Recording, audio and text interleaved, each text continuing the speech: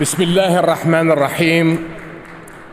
أخي صاحب السمو الشيخ محمد بن زايد آل نهيان، Mr. Secretary General, Mr. President، أتوجه في البداية بالشكر والتقدير لأخي صاحب السمو الشيخ محمد بن زايد ودولة الإمارات العربية المتحدة الشقيقة على حسن التنظيم لهذه القمة الدولية. My friends, this year's conference of the parties must recognize, even more than ever, that we cannot talk about climate change in isolation from the humanitarian tragedies unfolding around us. As we speak, the Palestinian people are facing an immediate threat to their lives and well-being. In Gaza, over 1.7 million Palestinians have been displaced from their homes. Tens of thousands have been injured or killed in a region already on the front lines of climate change.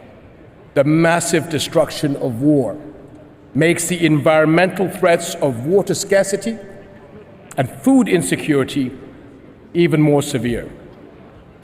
In Gaza, where people are living with little clean water and the bare minimum of food supplies, climate threats magnify the devastation of war. So, my friends, as we meet here today to talk about inclusivity in climate response, let's be inclusive of the most vulnerable. Palestinians severely impacted by the war on Gaza, populations around the world affected by conflict and poverty, and refugee families and host communities in our region and beyond. To address the real dangers of food insecurity in Gaza, Jordan has brought together all international partners to coordinate on mechanisms for the sustainable provision of food supplies to the Strip. And as a country where refugees make up over a third of our population, we launched the Climate Refugee Nexus last year.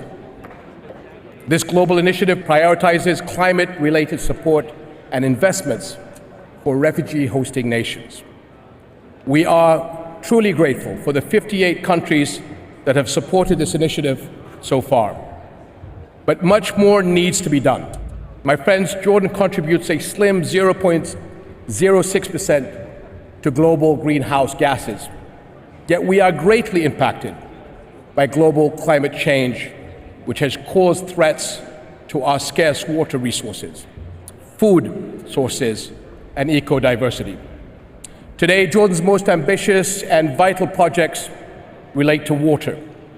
A major national water project envisions desalinating Red Sea water from the Gulf of Aqaba and channeling it to major population areas. The National Water Conveyance Project will rely on renewable energy, a field where we have made significant strides. Our national energy strategy aims to generate 31% of electricity from renewables by 2030. Hybrid and electric vehicles represent 18% of our transport system. In other climate action, research at the Aqaba Marine Park will explore the unique resilience of the Red Sea's coral reefs to benefit the conservation and regeneration of coral reefs around the world. And I look forward to attending an event tomorrow on board the Ocean Explorer vessel to highlight this initiative. Nationally, with a strong talent pool of young entrepreneurs and qualified engineers, we are pressing forward with solutions in climate-smart agriculture, water conservation, clean energy innovations, and more. And some of our innovators are showcasing their work here at COP28. Jordan also launched its Green Finance strategy, the first in the region, and we issued our first green bond earlier this year. So, my friends, despite the challenges, Jordan has set an example in the region as a climate action pioneer and is emerging as a green tech hub.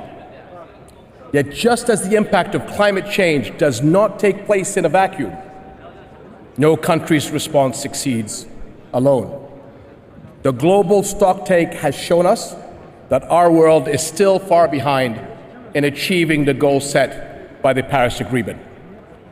As we work to catch up on the lost time and progress, we cannot forget the most vulnerable. Conflict-ridden communities, refugees, and developing countries must not be left alone to face a global problem. Nor can we stand by as the massive destruction of a relentless war in Gaza threatens more people and holds back progress towards a better global future. Current and future generations will hold us all accountable. Thank you very much.